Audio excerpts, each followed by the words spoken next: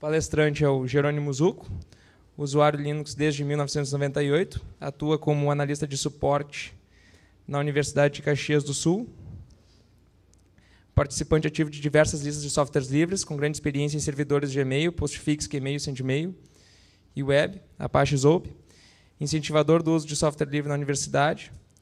No período de 1999 a 2003, possuía uma empresa que prestava serviços em Linux, bacharel em Ciência da Computação pela UCS, cursando pós-graduação em Gerência e Segurança de Redes de Computadores, também na UCS. As perguntas para o palestrante deverão ser feitas através do microfone, que deverá ser solicitado à recepcionista da sala.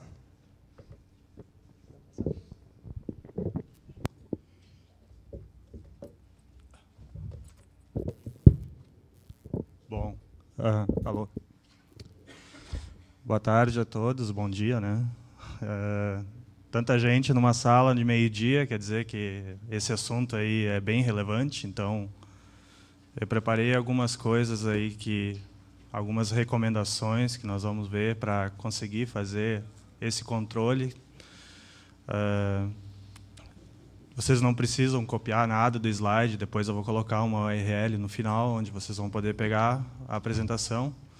Então, se vocês tiverem algum questionamento aí no final, ou alguma sugestão, que depois eu vou explicar num documento aí que eu pretendo fazer, se tiverem alguma sugestão, é só entrar em contato comigo por e-mail. Bom, começando.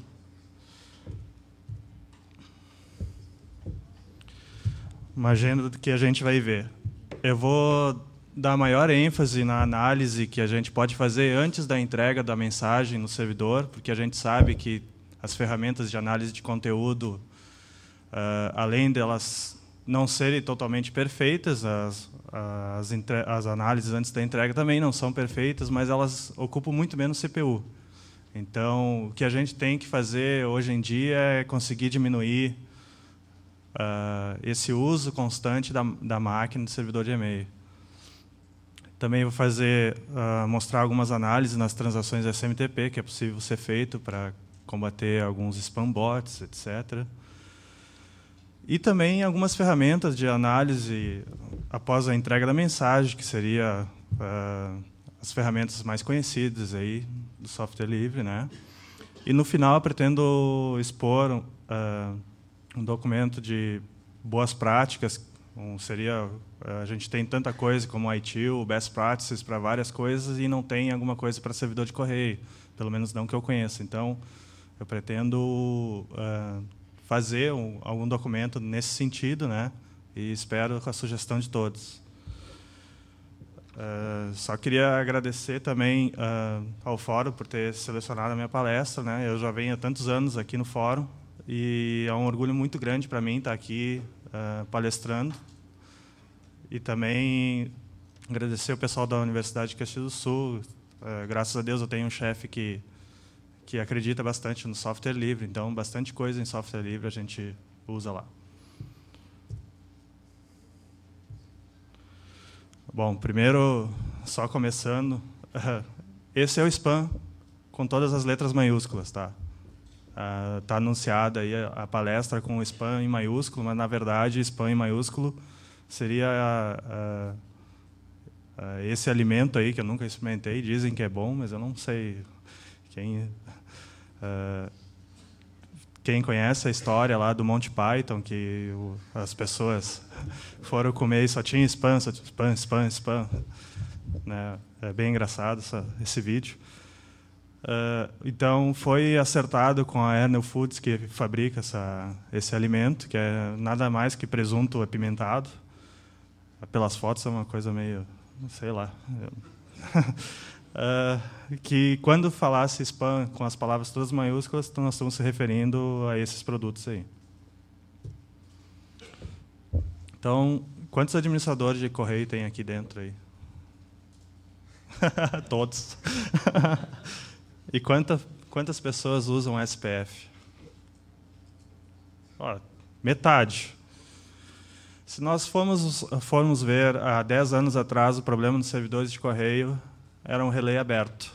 Daí teve que surgir aquelas blacklists como a RDB, que até parou de funcionar há pouco tempo.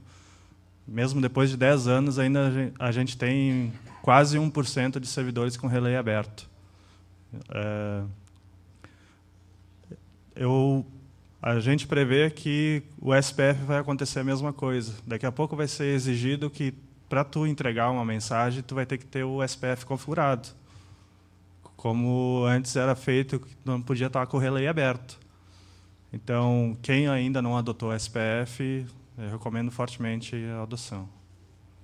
Falar de gray listing também, é uma técnica que depois eu vou comentar, e o TARPT.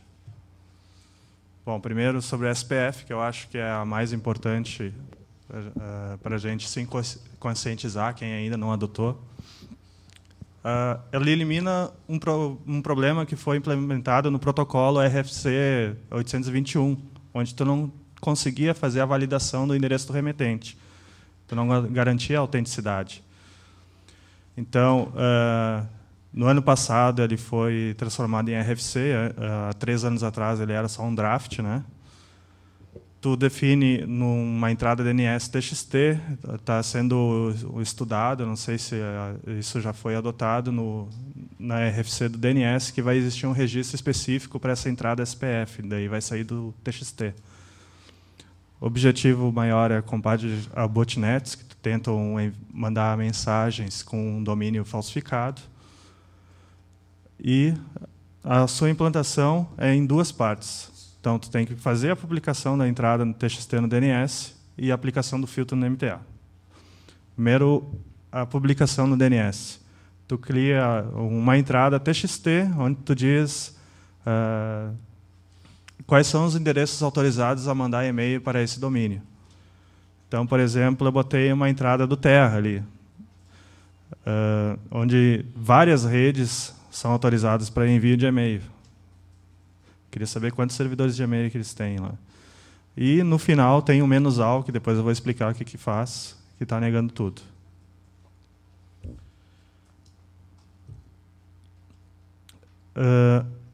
Aquele sinal que estava -al antes, então pode ser mais a interrogação, til, e o menos. Então, o mais ele é o pass, se for omitido é o padrão, que não faz nada. O neutro, interpretado como none, também, quer dizer, não tem uma política, está implementado lá dentro para algum teste, mas ainda não está definido se isso vai ser negado ou não, porque quem define essa política é o proprietário do domínio, não quem é que está recebendo a mensagem. O til, que é o soft fail, que seria um nível intermediário entre o neutro e o fail, e o menos, que é o fail, quer dizer, se não vier a entrada desses hosts autorizados, tu vai simplesmente rejeitar a mensagem, se tu tiver um filtro SPF aplicado no MTA. Eu fiz um pequeno passo para a implantação, para que todo mundo não tenha justificativa para não implementar o SPF, porque é muito simples. Então, com o MCPAN do PIL, tu consegue fazer uma instalação automatizada, ele instala todas as dependências dele. Tem uma entrada no Master CF com a policy, que você define. Aí depois, dentro do main CF, tu vai colocar isso dentro do SMTP Assignment Restrictions, né, um check policy service e Unix private policy SPF. Não é difícil. Eu não sei por que tem muita gente que ainda não está usando, porque não deve estar preocupado com a falsificação do endereço de remetente, usando o seu domínio. A falsificação do domínio do remetente é um problema muito grande no protocolo SMTP. Até esses dias eu estava olhando, inclusive o Hotmail está implementando, ele ainda está em neutral, né? Mas a princípio, daqui a um tempo, ele já vai estar com -al também no final. Isso que a Microsoft tinha bolado um próprio SPF dela mesmo, eu nem me lembro qual era o nome. Na época que eu fiz o trabalho de conclusão em cima dessas técnicas, ela tinha feito e, na verdade, o SPF era o único que era aberto. Eu passei instruções aqui para instalação usando o PIL. Eu usei um tempo isso aí na universidade, né? mas como eu tenho um fluxo de e-mails muito grande, em torno de 60 mil e-mails por dia processados no servidor, se você usar o módulo Prio, a máquina fica pesada. Então, para quem tem muito fluxo de e-mails, eu recomendo usar um PolicyD com o libspf2, que daí é em C. Bom, vou falar um pouco do graylisting. Esse graylisting também surgiu mais ou menos na mesma época do SPF, né? Que seria recusar a mensagem temporariamente e aguarda pela retransmissão. Tá? Então, a primeira vez que tu tenta entregar uma mensagem, ela entra em graylist, seria chamada também de geladeira, espera um certo tempo e daí depois passa a aceitar. Isso gera alguns problemas que eu vou explicar também. O que ele guarda para saber qual a mensagem que já foi rejeitada? Ele guarda o endereço IP de origem, o endereço do remetente no envelope, o endereço do destinatário no envelope e uma variável de estado, que eu vou explicar agora no próximo slide. Então, quando recebe a mensagem, ele vê primeiro se o IP está cadastrado no banco de dados da geladeira, né? Se está registrado a menos que o tempo inicial. Se não está registrado, então, sim, ele retorna um erro temporário. Se não, ele vai expirar esse registro, vai tirar do banco de dados. Se não está com o registro expirado, ele vai atualizar o registro e aceitar a mensagem finalmente. Então, o que gera isso? Existem muitos servidores de e-mail que têm mais de um servidor que remete mensagens. Então, por exemplo, o Gmail, o Hotmail. Ele guarda o IP nessa base de dados. Se vier uma mensagem lá do Hotmail, de um servidor de e-mail, e ele rejeitar, ele vai ficar lá na fila do Hotmail, talvez, não é garantido isso, vai passar para um outro servidor de e-mail. E aí ele tenta entregar novamente, conforme a RFC. Só que o problema é que está entregando agora com outro IP. E isso não está na base de dados. Daí ele vai botar na geladeira com outro IP de novo. O que acaba acontecendo? Bom, tem alguns domínios aí que a gente tem que tirar fora do graylist, criar uma whitelist para isso, só para o graylist. Outro problema que acontece também é se tu tem mais de um MX. Tu tem o MX primário e secundário, né, como é recomendado. Se os dois MX não acessam a mesma base de dados, eles vão ter graylists separados. Isso quer dizer, eu mando um e-mail lá para o domínio ux.br e ele entrou na geladeira.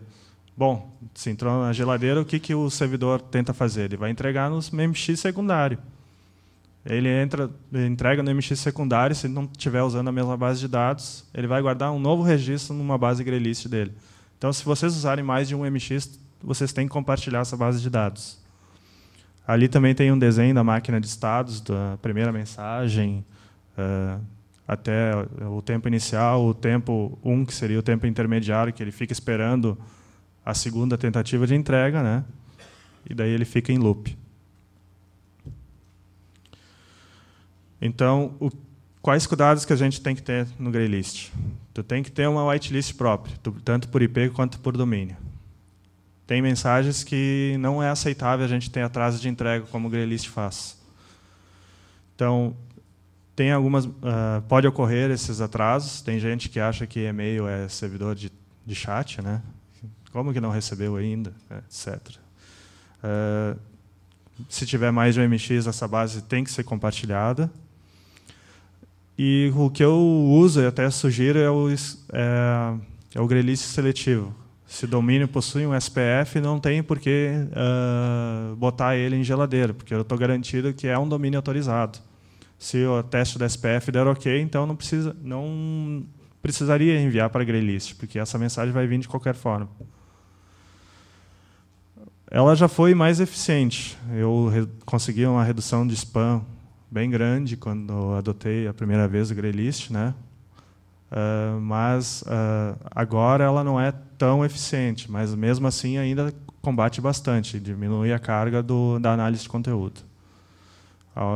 Os spammers eles chegaram a desenvolver um método que, quando recebia uma mensagem dizendo que ia ficar graylist por 60 segundos, que interpretava essa mensagem de erro e esperava exatamente 60 segundos para tentar enviar de novo. Então, teve uma atualização do PostgRey, por exemplo, que é o que eu uso, que tirava o tempo nessa mensagem, né? Porque ele estava usando isso para conseguir passar spam. O Tarpit, que eu acho eficiente também, é usado principalmente para bloquear ataques de dicionário ou recebimentos de mensagens em massa. Bom, o spammer ele é impaciente. A gente conhece um pouco já de como eles agem, né? Eles têm uma lista grande ou eles eles geram um ataque de dicionário, onde enviam muitos e-mails em massa. Se o cara não está lá cuidando do log do postfix, por exemplo, ou do servidor de e-mail, tu vai ver que todos os spam vêm tudo na mesma hora. Então, tem algumas técnicas para isso, que é, utilizando no postfix, tu utiliza o Anvil, né? Onde tu dá aquele SMTP Soft Error Limit, tu quer dizer, a partir de 10 mensagens da mesma origem, mesmo IP, tu começa a deixar mais lento a conexão. Tu atrasa em 1 segundo, que é aquele sleep time. Se a pessoa mandar 100 mensagens, por exemplo, se o spammer mandar 100 mensagens, ele já está com um atraso de 10 segundos. O spammer vai perceber isso, vai desistir e vai tentar entregar em outro servidor de e-mail. E que ele é SMTP Hard Error Limit, quer dizer, tu não aceita mais essas mensagens durante um certo tempo. Se mandarem mais de 20 mensagens durante 20 segundos, durante 1 segundo, então não aceita mais mensagem daquela origem. Aquele SMTP Client Connection Count Limit, a gente tem um exemplo que o Terra usa isso, né? Que tu não consegue fazer a entrega simultânea de mais de, acho que 30 mensagens que eles limitam ao mesmo tempo. Então, por default ele vem em 50. Isso aí é uma forma de tu limitar também com Tarpit. SMTP Recipient Limit quer dizer qual é o número de destinatários da mesma mensagem que tu consegue, tu aceita. Então, o default é 1000, que é uma quantidade bem grande, né? E o Anvil Rate Time Unit, 1800 segundos, quer dizer a partir de quanto tempo até quanto tempo ele vai contar ali no hard error. Então, ele vai mandar 20 mensagens durante 1800 segundos, então tu já pega e não aceita mais mensagens dessa origem. Tem uma outra forma de Tarpit, que seria usando cotas, usando esse Policy Daemon, onde tu pode fazer Sender Throttling, que é o limite por número de tamanho de mensagens, por remetente ou por IP do remetente. Então, tu diz assim, o usuário X ele recebe, no máximo, 100 mensagens por dia e não passa daquilo, ou ele recebe 10 MB por dia de sender, né, do remetente. E também a mesma coisa para o destinatário. Então, tu consegue limitar quanto que pode ser enviado de mensagem. Agora, umas análises em transações SMTP iniciais. Vamos ver uma por uma aqui. A verificação de hello é uma que eu adoto. Eu não consegui perceber falsos positivos em cima dela. Tem gente que diz que tem, mas eu não consegui perceber, tá? Pelo menos no meu caso. É uma análise rápida que tu faz antes da entrega da mensagem, ou seja, tu não vai usar a tua banda se o cara mandar uma mensagem grande e que tiver com o hello errado. Ele já bloqueia direto no início, o hello está errado. Quando ele dá o RCPT2, ali já dá bloqueado. Normalmente, os spammers mentem quanto ao hello. Isso é um padrão que eles seguem. Teve uma palestra no Meet, agora, final de março, sobre spam, né? Teve um cara que fez uma análise somente dessa verificação do hello. Ele conseguiu barrar 65% das mensagens que eram consideradas spam. Então, 65% é um índice considerável para tu não sobrecarregar teu servidor.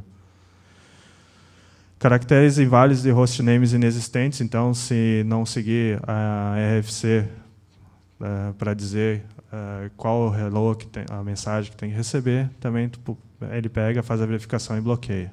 Aqui tem um fluxograma do que faz a verificação do hello. Então, se o hello DNS, que ele dá hello mail.gmail.com, se fechar com o DNS, aí ele continua processando a mensagem. Se não, ele vai até fazer um DNS reverso para ver se o IP de origem tem configurado no seu DNS reverso pelo menos a entrada gmail.com. Pode ser qualquer coisa, .gmail.com. E daí tu pode ou marcar a mensagem ou simplesmente rejeitar. Se eu não me engano, até o Spam Assassin tem verificações que fazem esse tipo de verificação. Só que é muito mais pesado do que tu botar isso no MTA, por exemplo. Aqui é como se implementa a verificação no hello no postfix. Então é só tu botar o reject non fqdn hostname. E no SMTP, hello required yes e hello restrictions. A verificação do DNS reverso ainda é muito controversa. Isso aí todo mundo ficou interessado em adotar depois que o Terra adotou, né? É problemático porque isso aí não é previsto em nenhuma RFC. Então, é adotado por alguns provedores, mas eu recomendo adotar isso se você tem um controle muito em cima do seu servidor de e-mail para criar whitelist, porque tu vai deixar de receber muita coisa. Eu, por exemplo, tentei implementar isso, eu deixei de receber mensagens de muitos domínios .gov.br. Então, eles... por isso que eu quero fazer esse documento de best practices para instalação de servidores de e-mail, né, para ter uma recomendação mínima. Então, o cara configura pelo menos o DNS reverso do seu servidor. Claro que não é obrigatório, né, seria só a recomendação. Aqui, como implementar a verificação do DNS reverso no postfix também. A verificação do endereço do remetente, então tem que estar no formato usuário, @domínio. Esse domínio tem que existir, se não existir, né, quer dizer que é um domínio forjado. Isso aí ele bloqueia bastante coisa também. E ali como implementar isso no postfix. Isso aí está no SMTP Sender Restrictions, mas a RFC recomenda você rejeitar a mensagem somente depois que recebeu a entrada RCPT2. Então, muitas vezes é encontrado também no SMTP Client Restrictions. Aqui tem um fluxograma da verificação do domínio. Então, ele verifica o domínio, se a mensagem é uma mensagem de erro, como uma mensagem bounce, né, ele já entrega a mensagem. Se não, ele verifica o hello, a verificação que a gente fez antes, vê se o registro MX fecha com o domínio do hello, vê se o MX, a entrada do IP do MX fecha com o IP de origem da entrega, e também vê se o domínio remetente fecha com a entrada DNS do IP. Se todas as respostas derem não, então ele não entrega a mensagem. Então, são várias verificações. Se uma delas der yes, ele vai continuar processando a mensagem. A verificação do endereço do destinatário. Então, a validação na base de usuários locais para evitar ataques de dicionário. Isso aí pode gerar uma sobrecarga se você usar um back-end, por exemplo, na base de dados em MySQL de usuários ou base de dados em LDAP. Isso aí pode gerar uma sobrecarga nesse banco de dados. Mas aí é bom você adotar isso, a verificação do endereço do destinatário, junto com uma técnica de tar-pitch. Daí tu evita esse ataque de DOS na sua base. Então, ali como implementar no postfix, usando reject no fqdn recipe e o no recipe domain. Blacklists. Bom, isso é uma coisa que eu não gosto de usar, mas às vezes a gente se obriga. Então, pode ser públicas ou privadas, baseadas em uma consulta DNS simples. Então, ele verifica o IP, se ele está cadastrado numa lista negra. Se tiver cadastrado, ele simplesmente rejeita. O problema disso é que tu está confiando totalmente na autoridade lá, no spam copy, no spam house, e tu não sabe quem que está lá dentro. Eu já tive problema de eu mesmo entrar numa blacklist por causa que eu tive que trocar o IP do meu servidor de e-mail, e aquele IP já estava blacklistado, vamos dizer assim, por padrão. E existem listas privadas também. Lá na universidade a gente usa essa lista privada, Mail Abuse, onde tu paga lá uma anualidade, e daí tu tem uma lista que são várias listas, tu diz que a primeira lista é 100% de certeza que são spammers. A segunda, tu não tem tanta certeza assim, mas eles estão gerando muito tráfego na internet. E a terceira seria não recomendável utilizar, mas bloqueia bastante coisa também. E aqui como usar uma blacklist. Aqui eu botei usando o spam house e usando o spam copy, né?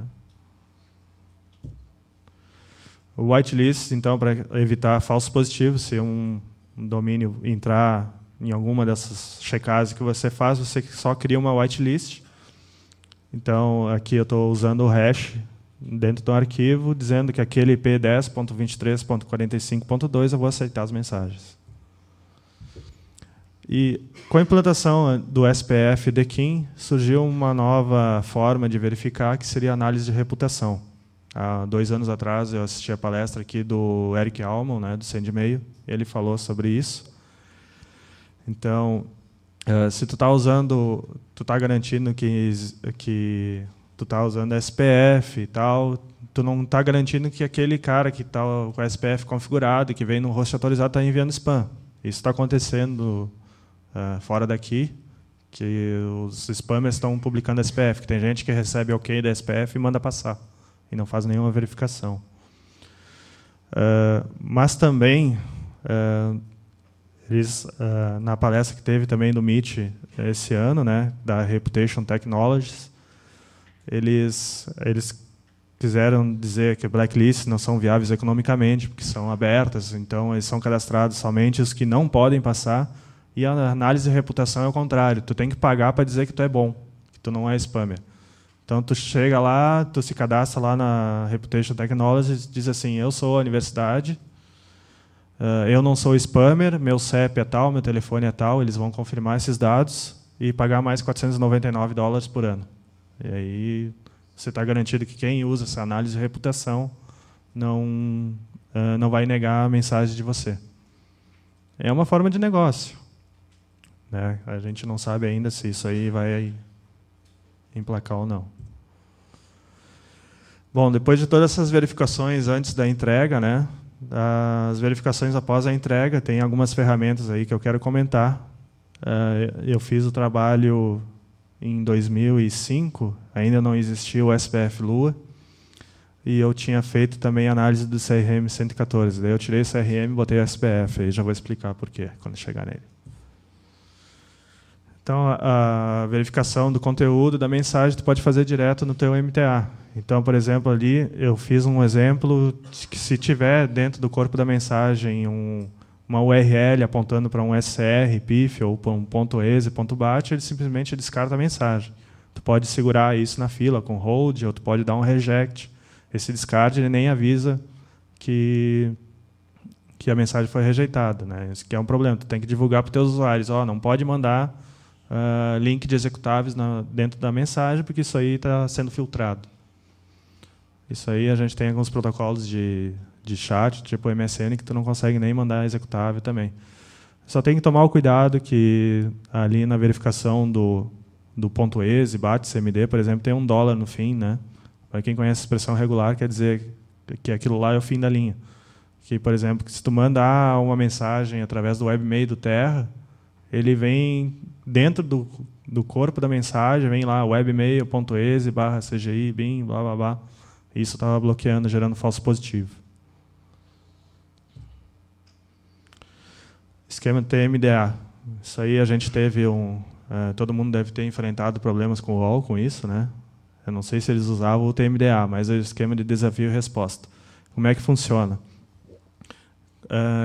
Ele considera que tudo é um spam, a não ser que tu crie uma whitelist para isso, dizendo que quando um remetente a enviar a mensagem, ele recebe um esquema de desafio, como, por exemplo, responder para xyz@domínio.com.br. Então, o spammer, se mandar a mensagem, ele tem que ainda responder essa mensagem.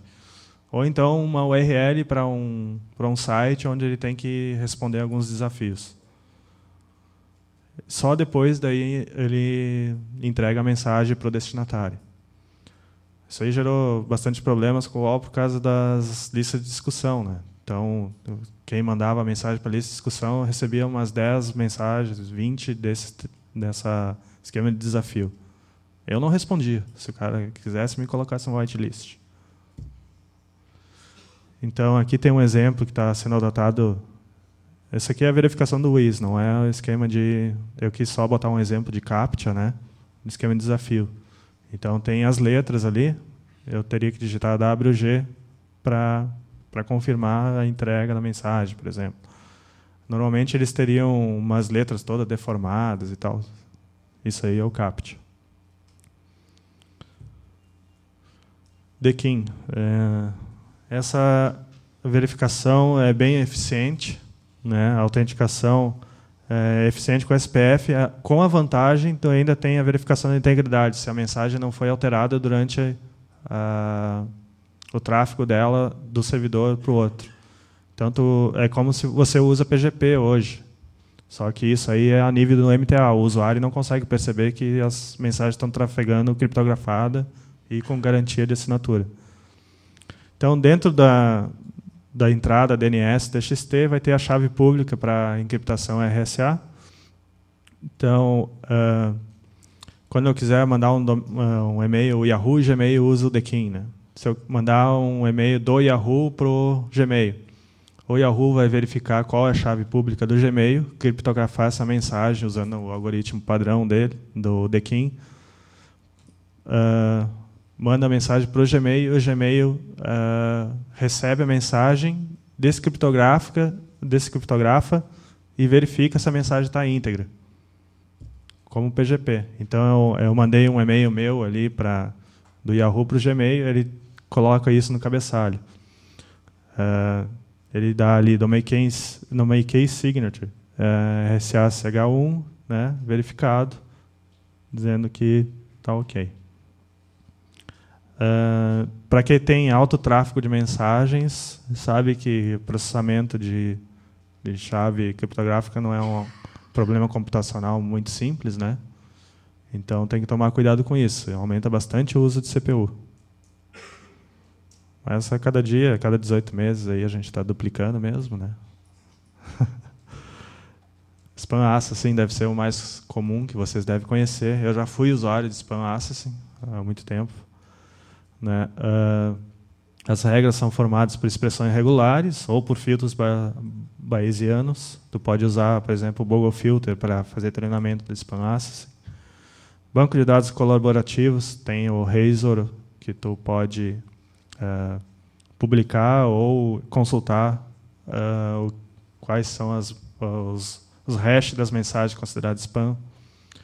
Ele também tem verificação da SPF, então se tu faz verificação da SPF antes, tu pode desabilitar essa verificação no Spam Assassin, a não ser que tu queira que conta como pontuação também. Mas se tu usar a SPF, ele não vai nem passar a mensagem se o teste der negativo. Blacklists de URLs, né? E checksums, usando esses bancos de dados colaborativos. Cada regra contém um peso individual. Daí, se ultrapassar um determinado limite, essa mensagem vai ser marcada como spam ou descartada. Aliás, eu não recomendo descartar spam. Eu recomendo você criar uma pasta do usuário, chamada spam, usar o procmail ou o mail drop para que quando tiver aquela tag lá marcada como spam, joga naquela pasta. Pelo menos você evita que perder alguma coisa importante. Então, a gente sabe que o Spam Assassin, se você botar muitas regras, ele derruba a máquina. Ele é pesado mesmo, ele é eficiente, mas ele é pesado. E a manutenção dá bastante trabalho. Tá? Então, surgiu outras alternativas para tentar diminuir a manutenção, como o DSpam. O DSpam utiliza vários métodos para classificação. ele é baseado na train on errors, né? Então, se a mensagem está classificada errado, tu manda uma mensagem para um e-mail específico, como spam@domínio.com.br. A mensagem veio marcada como não spam. Tu manda para aquele e-mail, ele vai treinar, então, aquela mensagem como spam e vai entrar na base de dados. Ou tu manda a mensagem classificada como spam, um falso positivo, para um e-mail no spam@domínio.com.br. Daí ele vai treinar, vai entender que aquilo lá foi classificado errado. Ele tem que fazer um treinamento inicial. Nas primeiras 2 semanas, o criador do spam recomenda fazer o treinamento inicial. Então, o que normalmente é feito? Tu coloca lá um Always BCC no postfix para uma conta específica e vai fazendo treinamento tu mesmo, administrador. Depois de um tempo, daí tu coloca isso para todos os usuários. O problema dessa técnica colaborativa é que você sabe classificar o que é spam e o que não é spam, mas como é que tu garante que o usuário X lá, que usa muito pouco e-mail, sabe classificar isso ou não? Então, seus próprios usuários podem fazer o treinamento errado. Mas isso aí não adianta, né? Aqui tem um formulário também, CGI, que o usuário vai lá e se autentica com a senha de e-mail dele, ele vai marcando o que é spam, o que não é spam. Também é uma alternativa. A alternativa de mandar a mensagem para aquele e-mail é spam ou não é spam, @domínio, é simples de fazer, inclusive daí para tu implementar plugins em algum webmail, né? Como hoje tem um botãozinho lá do Gmail que tu diz é spam, não é spam. Então tu pode fazer automatizar, manda essa mensagem para aquela conta quando clica no botão. E o SBF Lua, eu comecei a fazer testes com ele há 1 mês atrás. Foi um brasileiro que fez. Ele usa esse brasileiro, o Fidelis Assis, ele era desenvolvedor de uma outra ferramenta de classificação de conteúdo, que é o CRM 114. É um cara bem acessível, ele me ajudou a implantar isso num servidor que eu coloquei há pouco tempo. Ele ganhou o prêmio TrackSpan Track em 2006, ele ficou em 1º, 2º, 3º e 5º lugares, comparado com outras ferramentas, né? Tinha lá um desafio, um servidor de e-mail que tu ia lá e instalava as suas ferramentas de verificação e ele conseguiu barrar mais spams, gerando menos falsos positivos. Como é que ele funciona, então?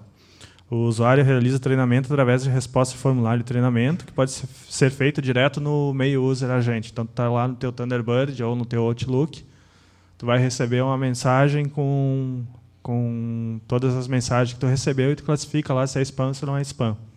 Eu já vou mostrar o formulário exemplo. O próprio usuário pode criar uma whitelist, porque a gente sabe que às vezes o destinatário ele quer receber propaganda. Eu, por exemplo, quero receber propaganda de equipamentos de rede. E ele não pode classificar aquilo como spam para mim. Isso é uma vantagem que para os outros pode ser spam, para mim não é spam. Eu já sei que tem um plugin para o Squirrel Mail, que foi um brasileiro também que fez.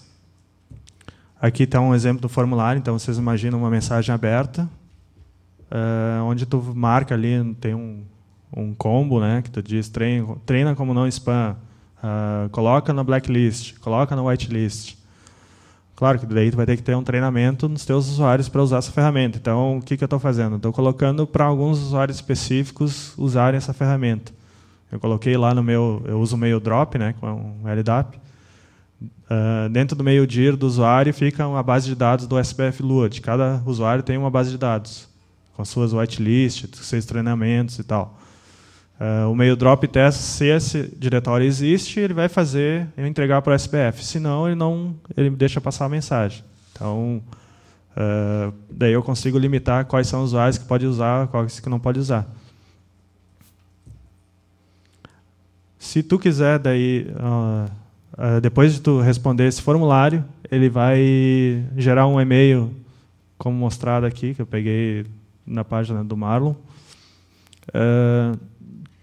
com o ID das mensagens. O assunto ele vai ter o comando do SBF junto com a senha da base de dados. Então, essa senha normalmente é padrão, isso, por enquanto, para mim não deu problema, mas eu acho que é meio inseguro passar ali a mensagem. Não vejo outra forma de fazer isso, né? Mas é eficiente. Tu faz o treinamento em batch, e o SBF interpreta essa mensagem. Então, sobre documentos de boas práticas, né? Configurar o DNS reverso do DMX corretamente, então, quem ainda não configura. Publicar o registro SPF no DNS usando as entradas IP4, isso aí é para evitar DOS, que existe na RFC lá do SPF, o risco do DOS, isso tem uma área de segurança. Então, se tu, por exemplo, botar lá, entrada SPF é o mail.dominio.com. Bom, primeiro ele vai fazer uma consulta DNS para ver qual é a entrada do SPF. Aí depois ele vai fazer uma consulta DNS para ver qual que é o mail.dominio.com. E daí depois ele faz a entrega. Então ele faz 3 verificações de DNS. Se tu botar o IP4 direto, ele faz só uma, só o do registro SPF. Realizar o filtro SPF, a gente viu que é fácil, pelo menos no Postfix. No Kmail deve ter lá no Kmail Toaster, faz tempo que eu não uso o Kmail. Visualizar relatórios diários de tráfego de e-mail, para identificar possíveis spammers. Eu uso o pflog-sum. Tem também, eu dei uma alterada no, como é que é, num gráfico lá que exibe o percentual de rejeição por cada um, eu não me lembro o nome do software. Reportar spam quando receber um, isso aqui é fácil de fazer. Se tu se cadastrar lá no SpamCopy, por exemplo, ele já... Tu pega, cola a mensagem que tu recebeu classificada como spam por você, né? E já manda a mensagem para o CERT, para ele fazer as estatísticas, manda mensagem para o abuse do destinatário, então, e já entra na base de dados do SpamCopy. Então, quem é administrador de e-mail tem que fazer essa contribuição. Bloquear o tráfego de saída na porta 25, cuja origem não seja o seu MTA. Eu vejo muito falho por aí que as estações internas dentro se infectam lá com um bot lá que começa a enviar e-mail para fora sem parar. Então, sim, já. Sim. E aí, mais boas práticas, usar whitelists, evitar relays sem autenticação, criar e-mails individuais por formulário, para tu identificar se algum formulário está sendo abusado, tu cria um e-mail específico para ele. Sempre colocar rejection out destination, né, que é usar, sempre evitar sem autenticação.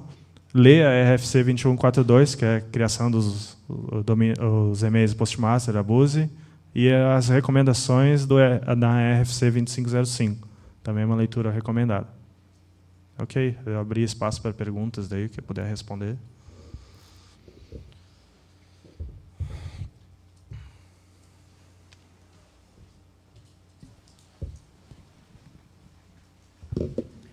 Você chegou a usar o Mail Scanner como um agente anterior ao MTA para fazer filtragens? Sim. Já usei Mail Scanner, eu deixei de usar porque a gente usa uma ferramenta proprietária para fazer essa verificação de conteúdo, lá onde eu estou trabalhando agora, né? Mas tem o Amavis também, que tem gente que tem problemas com o Mail Scanner, recomendo usar o Amavis. Mas aí é mais questão de quem está usando mesmo, né? Como eu não sou um usuário de nenhum dos dois, eu não posso dar opinião agora de como está isso aí.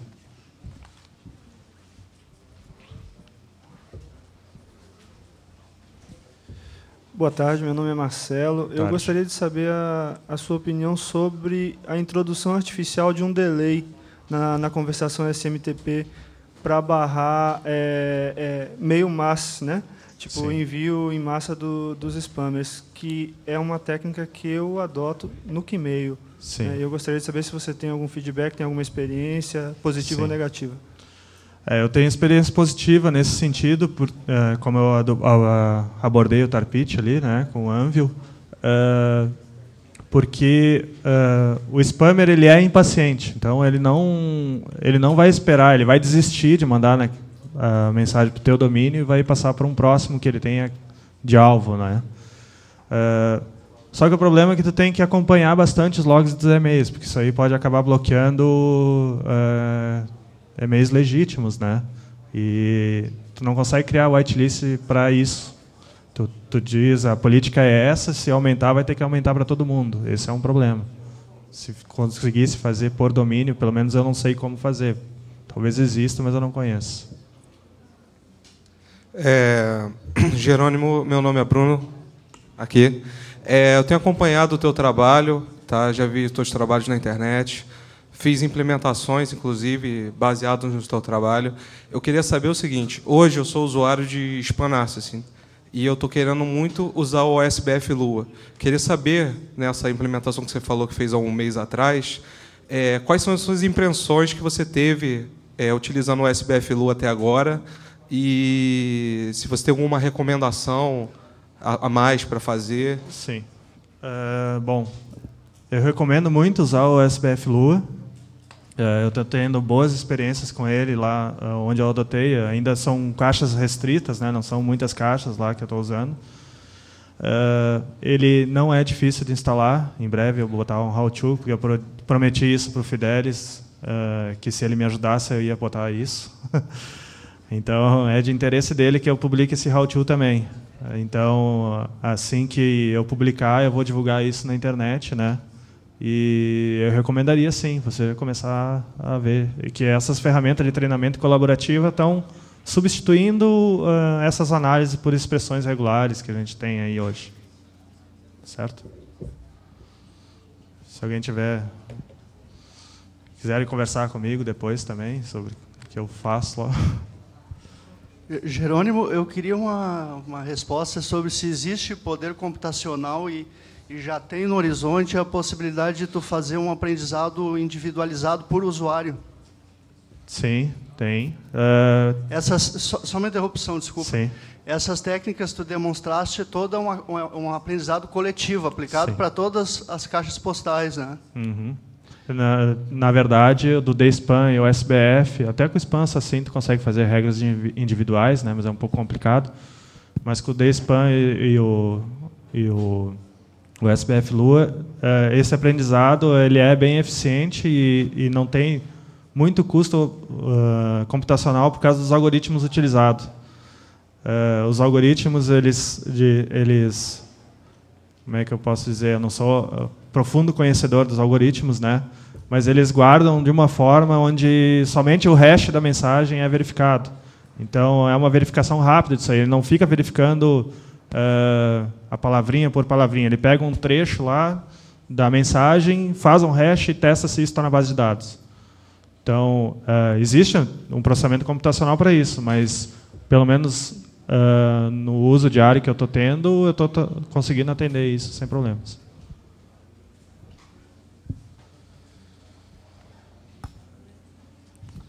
Jerônimo, novamente. Olha só, eu queria saber como é que é tratado nessas ferramentas todas o spam por imagem, que é uma coisa que está cada vez mais comum.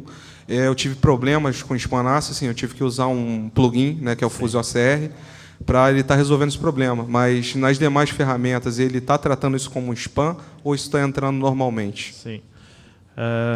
Existe plugins mesmo para OCR, só que o problema é que os spammers já estão utilizando o estilo CAPTCHA, né, para conseguir burlar esses OCR. Então, a técnica que está sendo adotada para isso é que, se tiver alguma distorção de letras, por exemplo, ele já é considerado spam, porque tu não teria sentido de embaralhar umas letras numa figura para mandar por anexo, né? Então, já é adotado como técnica para bloquear. Como o DSPAN ou o SPF faz o treinamento em cima de figuras, eu não sei. Tá? Isso aí daí teria que perguntar direto com o Fidelis, né? Que eu não sei do anexo, se ele faz um hash também para guardar na base de dados ou não. Aí eu não sei te dizer mesmo. Tá certo? Então agradeço aí a atenção. Obrigado.